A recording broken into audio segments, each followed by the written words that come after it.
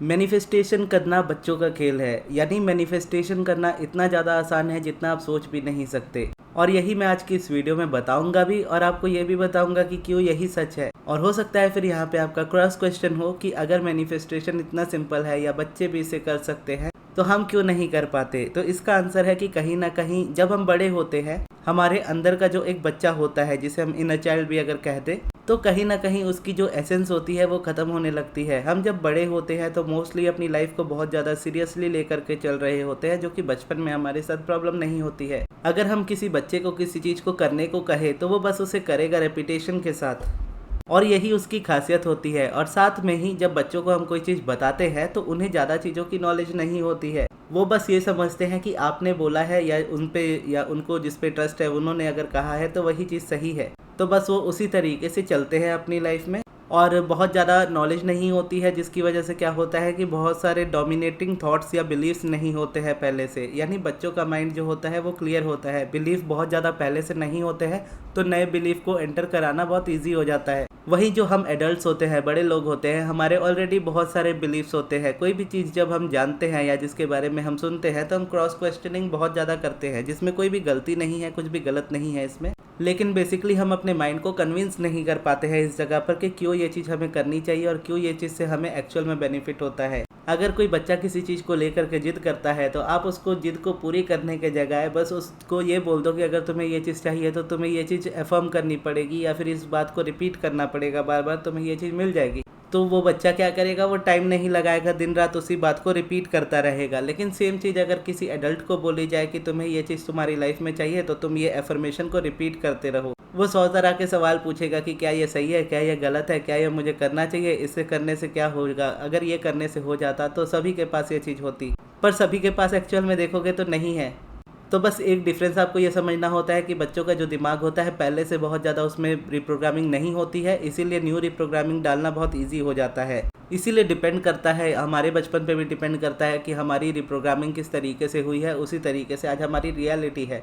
तो वही होता है कि किसी के पेरेंट्स अगर बहुत ज़्यादा सपोर्टिव रहे हैं या समझदार रहे हैं तो उन्होंने एक अच्छी रिप्रोग्रामिंग दी है बच्चे को, और कई जगह पे ऐसा भी होता है कि बहुत टॉक्सिक रिप्रोग्रामिंग मिली है बच्चे को, तो उस हिसाब से उसकी आज की रियलिटी बन जाती है। लेकिन अगर आप चेंज करना चाहो इस जगह पे तो चेंज बिल्कुल पॉसिबल होता है। आपको बस वापस से अपने आप को उस एक बच्चे की तरह बना लेना होता है। बस उस बच्चे की रिप्रोग्रामिंग पहले कौन करता था, पहले उसके पेरेंट्स करते थे, उसके अराउंड के लोग करते थे, टीचर्स करते थे। अब ये रिस्पॉन्सिबिलिटी आपके ऊपर, खुद के ऊपर होती है कि अब मेरी जो रिप्रोग्रामिंग होगी वो मुझे करनी है। मुझे मेरे सबकॉन्शियस माइंड में वो फीड करना है जो मुझे मेरी लाइफ में चाहिए, या मुझे यूनिवर्स को वो बताना है या वो चीज़ रिपीट करनी है जो मुझे मेरी लाइफ में चाहिए। अब आप इस चीज़ को लॉ ऑफ अट्रैक्शन के पर्सपेक्टिव से देखो, वाइब्रेशन के पर्सपेक्टिव से देखो, या फिर सबकॉन्शियस माइंड के पर्सपेक्टिव से देखो, इससे फ़र्क नहीं पड़ता है। एट द एंड आपको रेपिटेशन चाहिए होता है एक न्यू चीज़ का, जो पुरानी को ब्रेक लगा दे। अब ऑलरेडी जब आपको कहा जाता है कि आपको कोई चीज़ करनी है तो माइंड में ऑलरेडी कुछ ना कुछ बहुत ज़्यादा बिलीव्स होते हैं। तो जब वो बिलीफ होते हैं तो आप जब रिपीटेशन करना स्टार्ट करते हो किसी नई चीज़ का, मान लीजिए एक एफर्मेशन का, तो एफर्मेशन का बिल्कुल भी सच नहीं मानते हो। इसीलिए क्या होता है कि बार बार वो चीज़ आपको परेशानी देती है। आप एफर्मेशन करते हो, वो आपको झूठ लगने लगती है। अभी रिसेंटली मैं एक सेशन में बात कर रहा था, तो एसपी से रिलेटेड क्वेश्चन था, रोबोटिक एफर्मेशन को लेकर के क्वेश्चन था। तो उनको मैं आंसर कर रहा था कि हम जो एफर्म करते हैं अपनी लाइफ में, वो सबसे पहले हम खुद बन जाते हैं, और जब हम वो बन जाते हैं तो ही हमारी लाइफ में फिर वो चीज़ रियलिटी में अट्रैक्ट होती है। जिसका मतलब ये है कि अगर आप मान लीजिए हेल्थ के लिए एफर्मेशन कर रहे हो और आप अपने आप को ये कहते हो कि मेरी बॉडी बहुत हेल्दी है, मेरी बॉडी बहुत हेल्दी है, मेरी बॉडी बहुत हेल्दी है, तो इससे क्या होगा कि ये एफर्मेशन रिपीट करते करते पहले तो ये आपको एकदम नेगेटिव फील लगेगा या ये रियल नहीं लगेगा एफर्मेशन। लेकिन जैसे जैसे आप इसको रिपीट करते जाओगे तो आपके माइंड से जो सबसे पहले चीज़ें निकलेंगी ना, वो नेगेटिव थॉट्स होंगे। आपके माइंड में सबसे पहले शिफ्ट आएगा, आपका माइंड उस हेल्दी बॉडी की तरह होने लगेगा, फिर जा कर के बॉडी उस तक पहुंचेगी। यानी आपका माइंड, आपकी बॉडी फिर एक साथ चलने लगेगी। आपके एक्शंस नेचुरली उस तरीके के होने लगेंगे जैसे होने चाहिए। लेकिन अगर आप ये किए बिना एक्शंस लेने की कोशिश करोगे, ये किए बिना अपनी हेल्थ पे फोकस करोगे, डाइट करने की कोशिश करोगे या फिर कुछ भी करने की कोशिश करोगे, तो हेल्थ में आपको वो पॉजिटिव इम्पैक्ट कभी नहीं दिखेगा। और ज़रूरी नहीं कि ये सिर्फ एफर्मेशन से हो, जस्ट एक पॉजिटिव थॉट जो आपके करेंट बिलीफ को ब्रेक करे। जैसे मान लीजिए मुझे अपनी हेल्थ इंप्रूव करनी है, ये मेरी डिज़ायर है, लेकिन करेंट रियलिटी क्या है, मेरी हेल्थ बहुत ख़राब है। अगर तो मैं अपनी हेल्थ ठीक कर पाऊंगा या नहीं कर पाऊंगा, इसी बात पे डिपेंड कर जाएगा कि मैं ज़्यादा क्या रिपीट करता हूँ। मुझे मेरी हेल्थ ठीक करनी है, मैं ये रिपीट करता हूँ ज़्यादा, या मेरी हेल्थ बहुत ख़राब है, मैं ये रिपीट करता हूँ ज़्यादा। दोनों ही एफर्मेशन है अपने आप में। आपका माइंड नेचुरली जिस चीज़ को ज़्यादा रिपीट करेगा वो चीज़ आपकी लाइफ में मैनिफेस्ट होगी। अगर आप ये बोलोगे कि मेरी हेल्थ बहुत ख़राब है तो आप उस जगह से निकल नहीं पाओगे। अगर आप बोलोगे जैसी भी है मुझे तो ठीक करनी है, मुझे करनी ही है ठीक, तो आप किसी ना किसी तरीके से कर लोगे। तो एग्जाम्पल के तौर पे फिर मैं उनको सेशन में बता रहा था एसपी से रिलेटेड कि अगर हम जैसे एसपी के लिए एफर्मेशन करते हैं तो मोस्टली लोग ऑब्सेशन वर्ड का यूज़ करते हैं कि ही इज़ ऑब्सेस्ड विथ मी या सी इज़ ऑब्सेस्ड विथ मी, जिसमें देखोगे तो एक ही प्रॉब्लम आती है, यानी एफर्मेशन में प्रॉब्लम नहीं है, रोबोटिक एफर्मेशन में प्रॉब्लम नहीं है। लेकिन जो रोबोटिक एफर्मेशन करने में आपको फ्रस्ट्रेशन आती है उसका रीज़न क्या है? कई बार इतना छोटा सा होता है कि हमें पता भी नहीं चलता और फिर हमें लगने लगता है कि हम किस तरीके से, यानी हम इतना रिपीट कर रहे हैं फिर भी मैनिफेस्ट क्यों नहीं हो रहा। तो इसका रीज़न ये है कि जब आप ऑब्सेशन वर्ड का यूज़ करते हो, जैसे मैंने कहा कि जब आप एफर्मेशन करते हो तो सबसे पहले आप खुद वो चीज़ बन जाते हो, फिर आप उसको मैनिफेस्ट करते हो रियलिटी में। तो जब आप एफर्मेशन में ऑब्सेशन वर्ड का यूज़ करते हो तो ऑब्सेस्ड कहीं ना कहीं आप होने लगते हो उस पर्सन के लिए, ना कि वो। तो जब आप ऑब्सेस्ड होने लगते हो तो आप फिर डेस्परेट होने लगते हो, आप उस तरीके का एक्ट करने लगते हो, आप स्टॉक करने लगते हो, आप वियर्ड बिहेव करने लगते हो, आप उस इंसान के पीछे पीछे जाने लगते हो, जिससे उसका इंटरेस्ट आप में ऑलरेडी खत्म होने लगता है, वो आपसे और ज़्यादा दूर जाने लगते हैं। और आपको यह लग रहा होता है कि आप एफर्मेशन कर रहे हो लेकिन मैनिफेस्टेशन नहीं हो रहा, या फिर आप एफर्मेशन कर रहे हो लेकिन रियलिटी में वो चीज़ नहीं आ रही। इसका मतलब है कि एफर्मेशन वर्क नहीं कर रहा। एफर्मेशन तो बिल्कुल वर्क कर रहा है लेकिन वो सबसे पहले आपके ऊपर वर्क करेगा। तो इसीलिए जब आप एफर्मेशन को चूज़ करते हो तो इस तरीके का चूज़ कीजिए जो आपको रेजिस्टेंस ना दे। He is obsessed with me या she is obsessed with me, इससे बेटर होता है कि ही लव्स मी या शी लव्स मी, या वो मुझसे प्यार करते हैं। ये एफर्मेशन ज़्यादा बेटर है, जो क्लियर है, सिंपल है, जहाँ पे कोई भी हार्ड फीलिंग नहीं है जो आपको उस जगह पे अपने आप में आने पे प्रॉब्लम दे। जब आप ये फील करोगे या ये रिपीट करोगे कि वो मुझसे प्यार करते हैं तो आपके अंदर पहले प्यार की फीलिंग जागेगी। आपके अंदर जो भी नेगेटिविटी एग्जिस्ट करती है आप में और आपके रिलेशनशिप में, वो नेगेटिविटी आपके अंदर से खत्म होगी। जब वो नेगेटिविटी आपके अंदर से खत्म होगी तो सामने से आप अट्रैक्ट करोगे। लेकिन नेगेटिविटी अगर आपके अंदर एग्जिस्ट करती है तो वही चीज़ फिर लाइफ में अट्रैक्ट होगी। तो देखा आपने कि कितनी सिंपल सी चीज़ है कि एक ऑब्सेशन वर्ड जिसको हम इतना ज़्यादा यूज़ कर लेते हैं कई बार एफर्मेशन में, और वही चीज़ हमारी लाइफ में कितना ज़्यादा हमें परेशानी दे देती है और इसी की वजह से हम मैनिफेस्ट नहीं कर पा रहे होते। इस तरीके से बहुत सारे रीजंस होते हैं, अब वो हम समझ पाते हैं अपनी लाइफ के अकॉर्डिंग। तो जब उन्होंने बताया, उन्होंने बेसिकली मुझे अपने सेशन में जब बताया कि वो ऐसा एफर्मेशन यूज़ करती है, तो मैं उनके एफर्मेशन सुन करके फिर मैंने उनको बताया कि हाँ इस जगह पे प्रॉब्लम आ रही है आपके, और बाद में वो चेंज कर लेंगे उस चीज़ को, उसके हिसाब से मैंने उनको बता दिया। तो बस ये छोटी छोटी चीज़ों का आपको ध्यान रखना पड़ता है और एट द एंड जो चीज़ चाहिए होती है वो रेपिटेशन चाहिए होता है। मैनिफेस्टेशन आप समझ लो सिर्फ और सिर्फ रेपिटेशन उस जगह पे चाहिए होता है, और जगह पे जिस जगह पे पहुंचते हो वो अलाइनमेंट है। यानी जो आप, मैंने बोला कि एफर्मेशन आप करते हो तो आप एफर्मेशन बन जाते हो, वो तो जो बनना है वही एक्चुअल में अलाइनमेंट है।